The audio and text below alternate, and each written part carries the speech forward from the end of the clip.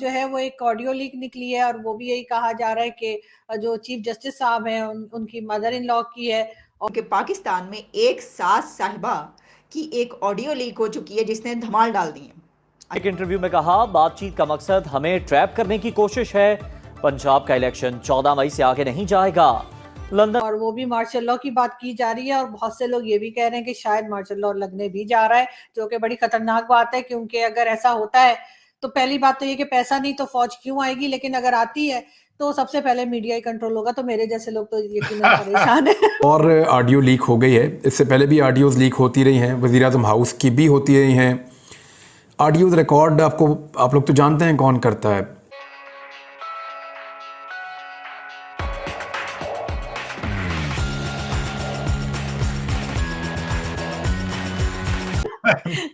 Sir क्या कहेंगे जी?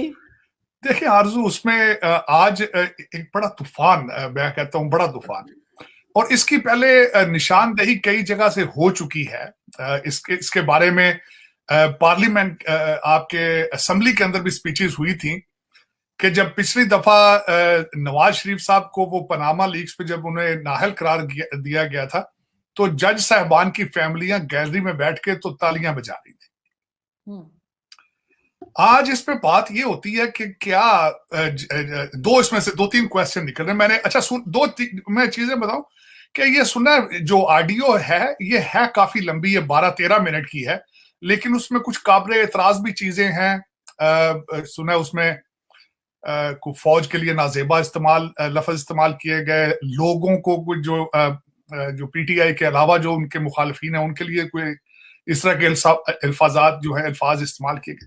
लेकिन उसमें देखें, क्वेश्चन ये होता है कि क्या जज साहबान की फैमिलियां सियासत में हिस्सा ले सकती हैं? बिल्कुल ले सकती, लेना चाहिए उन्हें। लेकिन ये है कि इस ऑडियो के अंदर इन्फ्लुएंस के बारे में बात की गई कि वो इन्फ्लुएंस कर रही है, बार बार चीफ जस्टिस साहब को मैसेज भेज रही है कि लाखों का मजमा था, तो वो कन्विंस कर रही है उनको तैयार कर रही हैं कि पीटीआई के लिए फैसला दिया जाए, पीटीआई के हक में फैसला। ये गलत बात है। फिर उन्होंने इस ऑडियो के अंदर कहा है कि मैंने अपने बच्चों को कह रही हूं कि बाप के साथ रहो, वो कहीं माइंड चेंज ना कर जाए, तैयार रखो बाप को, करके घेर के रखो।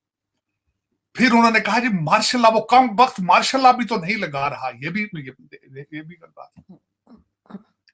लेकिन इसके बारे में राना सनाउल्लाह साहब जो हमारे इंटीरियर मिनिस्टर हैं, उन्होंने फैसलाबाद में प्रेस कॉन्फ्रेंस करके दो चीजें कही। उन्होंने कहा एक तो इस पे सुओ मोटो एक्शन होना चाहिए, एक जो कि मेरे ख्याल में पहले ही बहुत ज्यादा सुओ मोटो एक्शन, हाँ, लेकिन इसका फोरेंसिक कराना चाहिए।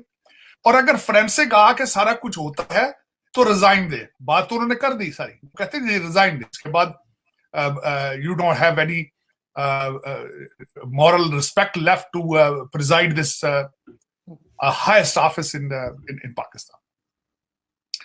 और तीसरी उसमें जो बात मैं मार्शल लॉ पे कहना चाहूंगा, उसमें जिस तरह हमने पहले भी बात की आपने इसके इब्तदाइया में, कि आरजू हर 10 साल के बाद मार्शल लॉ अच्छा क्यों लगना शुरू हो जाता है? हर 10 साल बाद। हालांकि ये देखा जाए तो ये मार्शल लॉ मेरी मार्शल लॉ तो लगा भाई, मेरी मार्शल लॉ ही है बड़े अरसे से। जिस तरह बाजवा साहब ने, देखे ना, एक आर्मी चीफ जब डिसाइड ये करता है, अब सारी बातें खुल के सामने आ चुकी हैं, आईएसआई हेड जो है वो डिसाइड करता है कि एक पार्टी को रोक के दूसरी पार्टी को आगे लेकर आना है, तो ये मार्शल लॉ है और क्या है।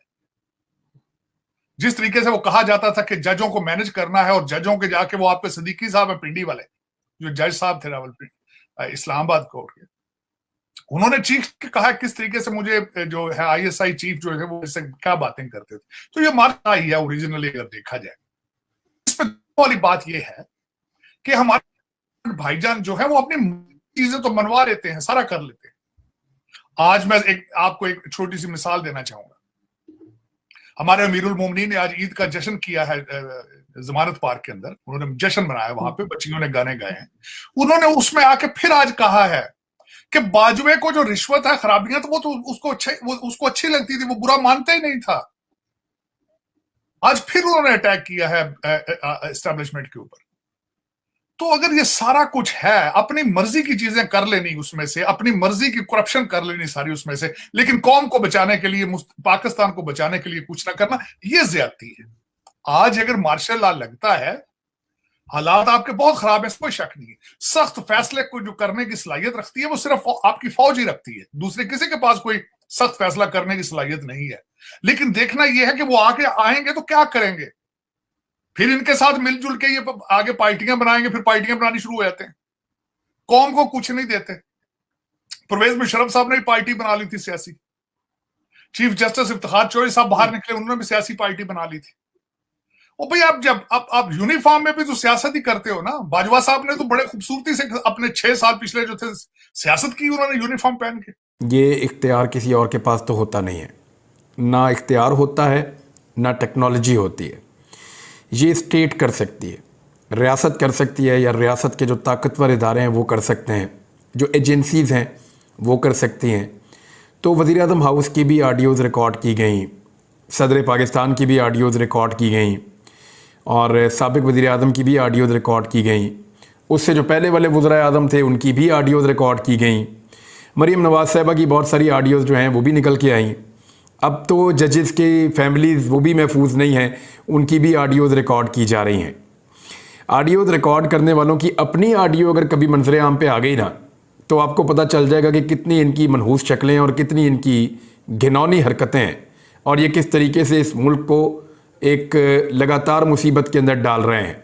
आपको पता चल जाएगा कि ये लोग कैसी कैसी गेमें डालते हैं बंद कमरों के अंदर, और कैसे मुल्क के मुस्तकबिल के फ़ैसले अवाम की उमंगों के ख़िलाफ़ करते हैं। उनकी अपनी ऑडियोज़ कभी, मेरी ख्वाहिश है कभी बाहर आए और पता चले कि वो लोग ख़ुद क्या करते रहते हैं। बहरहाल ये ऑडियोज़ लेकर आना गैर कानूनी, गैर इखलाकी हमेशा से होता है, और लेकिन जब ऑडियो किसी मुखालिफ की है तो बहुत अच्छा लगता है। पता चलता है कि जनाब ये चीज़ें एक्सपोज हो रही हैं। मरीम नवाज़ की बहुत सारी ऑडियोज़ आई, उनके ऊपर हमने प्रोग्राम्स भी किए, हम उस पर बात भी करते रहे। अभी एक आज फिर ऑडियो आई है, इसके ऊपर भी हम बात करेंगे। लेकिन बात यह है कि कंटेंट क्या है, पहले तो आप इसके ऊपर आ जाएं। यहाँ पे कंटेंट है 2 ख़वातीन जो directly chief justice of Pakistan के साथ उनको जोड़ा जा रहा है। ये कोई इमीडिएट उनके घर के लोग नहीं हैं जो उनके घर रहते हों या उनके साथ। ये चीफ जस्टिस की फैमिली को भी अब नहीं बख्शा गया, उनकी ऑडियो को पहले रिकॉर्ड किया गया और उसके बाद बवक्ते ज़रूरत उस ऑडियो को पब्लिक कर दिया गया। अच्छा, वैसे तो किसी सास की, आम सास की, कोई भी सास होगी जनाब, मदर इन लॉ तो वैसे तो बड़ी अहमियत होती है, आपको पता है ज़िंदगी में जिसकी भी हो। लेकिन ये वाली जो सास है ना हमारी, जिनकी हम बात कर रहे हैं, वो हैं हमारे चीफ जस्टिस साहब की सास, और उनकी ऑडियो लीक हो गई है। और वो ऑडियो लीक किसने की है? हैकर भाई। हैकर भाई एक मरतबा फिर एक्शन में आ चुके हैं, और हमने जब उठ के देखा आज तो पता ही चला कि ये तो धमाल पड़ चुकी है, क्योंकि सोशल मीडिया पर हैकर भाई, उनका नाम है इंडी बेल। मैं आपको पहले भी बता चुकी हूँ, एक तो इंडी शेल भी थे, अब ये इंडी बेल हैं। अच्छा, ये इंडी बेल मुझे लगता है जान के नाम रखा गया है कि इंडिया के उससे, हाँ, इंडी बेल, ताकि जब कोई पकड़े जाए या कोई ऐसी हो तो वो कहते हैं कि ये तो उसकी साजिश है, वो ये तो वहाँ की साजिश है, आपको पता है ना।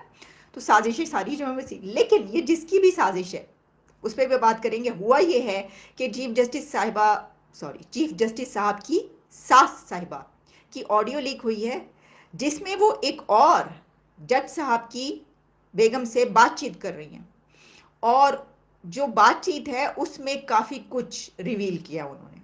अब इस पर एक बहुत बड़ा ये झगड़ा शुरू हो गया है, या ये सवाल उठ खड़ा हुआ है कि जो इस ऑडियो के अंदर बातें हैं, तो इससे ये पता लगता है कि जो ख़ानदान हैं, या जो बेगमात हैं, या जो माएँ हैं, वो जजिस साहिबान के फ़ैसलों पर असरअंदाज हो रही हैं।